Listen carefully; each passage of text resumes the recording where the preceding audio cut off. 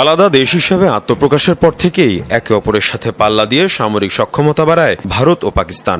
দুর্বল অর্থনীতি আর অভ্যন্তরীণ অস্থিরতায় কয়েক দশকে প্রতিবেশীর তুলনায় অনেকটাই পিছিয়ে পড়ে পাকিস্তান। গ্লোবাল ফায়ার পাওয়ার র্যাঙ্কিংয়ে বিশ্বের চতুর্থ সামরিক শক্তিশালী দেশ ভারত।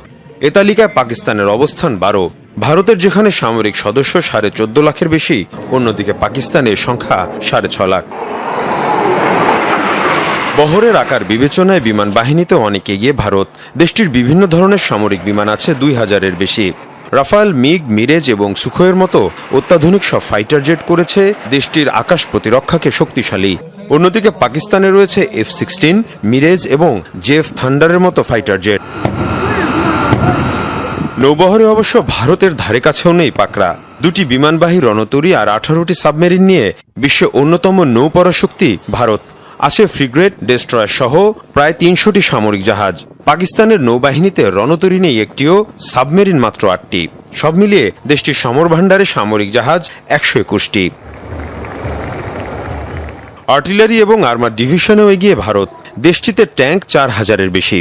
অন্যদিকে পাকিস্তানে আছে 2600।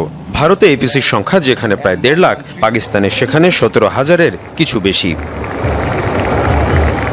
তবে পরমাণু অস্ত্রের সক্ষমতায় ভারতের সমান শক্তি পাকিস্তানেরও।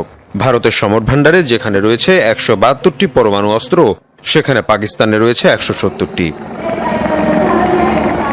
আর এসব কারণে ভারতের সামরিক ব্যয়ের পরিমাণও বিশাল। দেশটিতে যেখানে সামরিক ব্যয় $75 বিলিয়ন, সেখানে পাকিস্তানে মাত্র 7.5 বিলিয়ন।